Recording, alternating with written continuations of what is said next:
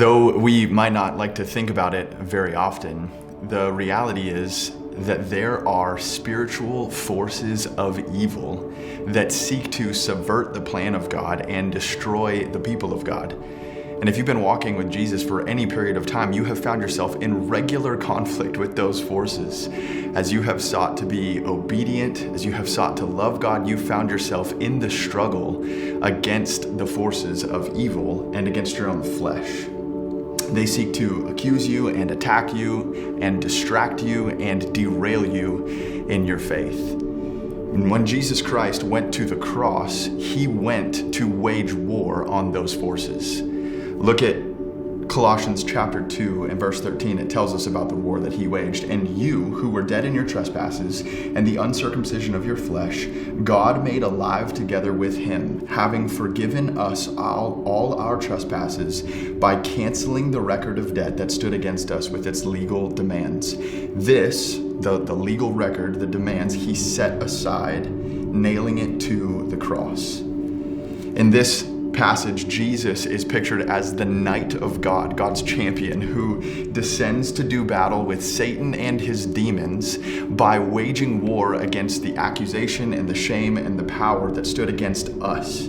And the cross of Jesus Christ is the climax of that struggle, and it's the point at which his greatest victory is accomplished. Now, make no mistake, the cross means nothing if not for the resurrection, but we cannot forget that the cross is where the conflict of Jesus against the forces of evil was most concentrated. So what did Jesus do to the forces of evil at the cross?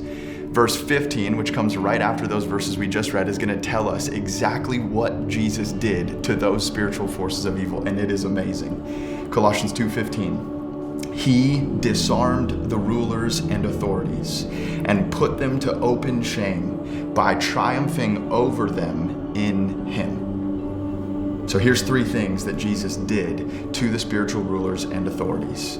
First, he disarmed them.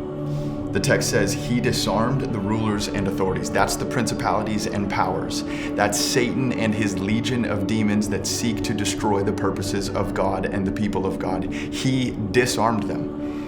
You've seen the duel scenes in the movie where two guys are flashing their swords at each other, and in one quick, deft movement of the hand, one of them is able to disarm the other one, and the sword goes flying out of their hand. And that's the decisive moment of victory, because all of a sudden the opponent has been neutralized in his ability to afflict harm. That's what it means to be disarmed. And so it was with the spiritual forces of evil when Jesus gave his life on the cross. He stripped them of their greatest ability to inflict harm. And that's what Jesus did to the spiritual forces of evil. He took away their power. He took away their offensive ability. He disarmed them. Second thing he did is he discredited them. It says he disarmed the rulers and authorities and put them to open shame. This is a crazy thought. Jesus publicly humiliated the spiritual forces of evil, and he demonstrated for the watching world their ultimate defeat. And he did it at the cross. And this is what's so upside down about this thought, because at the cross, Jesus Christ was being made into a public spectacle, and he was abused and he was mocked by the crowds and the mobs. And yet what we learn in the scriptures is that in that reality, he was flipping the tables. He was taking the forces of darkness and shame, the enemies of God. In his moment of shame, he was shaming them by stripping them of their power, and he was publicly humiliated them. He was displaying the infinite superiority of his love and his power over his enemies for the entire world to see. In the Roman world at the time, when a general would win a victory, he would go on a parade through his hometown to the cheers and the applause of the people that he fought on behalf of, and walking behind him with his head hung low in humiliation and shame would be the general that he defeated. And this is the picture of what Jesus did to Satan and to his demons at the cross. They have now been put behind Jesus, having been defeated by Jesus, and they've been shamed. They've been openly mocked and humiliated by the power of the cross to destroy sin. He shamed shame. Think about that for a second. He dishonored dishonor, and he humiliated humiliation so that you will never have to experience it fully and finally.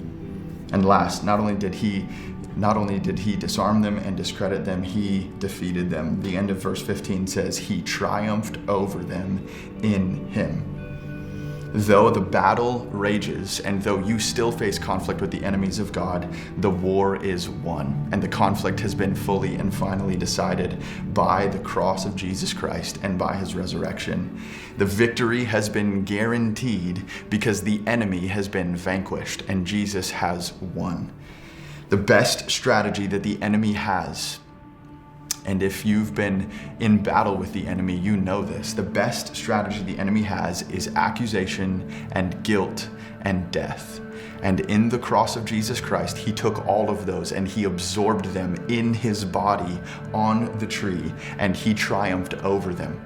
They did not destroy him. He walked right through them and defeated them on your behalf. So, what does this mean for you? What does this mean as you prepare your heart and your life for this coming weekend where we celebrate the cross and the resurrection? Here's what it means. It means Jesus has disarmed your enemy, so no attack can threaten you. Though the battle still rages and though it still will be difficult, no attack that could come against you can threaten you in an ultimate sense, because Jesus is the victor and he's defeated your enemy. He's disarmed your enemy. The second thing it means for you is that because he's discredited your enemy, no shame can ruin you. There is nothing in your past, there is nothing that you have done, there's no guilt and no burden that you currently carry that will have power over you ultimately. Jesus has discredited your enemy, and last, Jesus has defeated your enemy, so no power can destroy you. You stand with Jesus Christ and you stand with him in victory. You can walk in the confidence of the victory that Jesus Christ won because it belongs to you by faith. You do not need to walk in dread of your enemies. You do not need to walk in fear of the spiritual forces of evil that come against you. You do not need to walk in the shame of your past. You do not need to walk in doubt about your security. You belong to Jesus, and Jesus won the victory.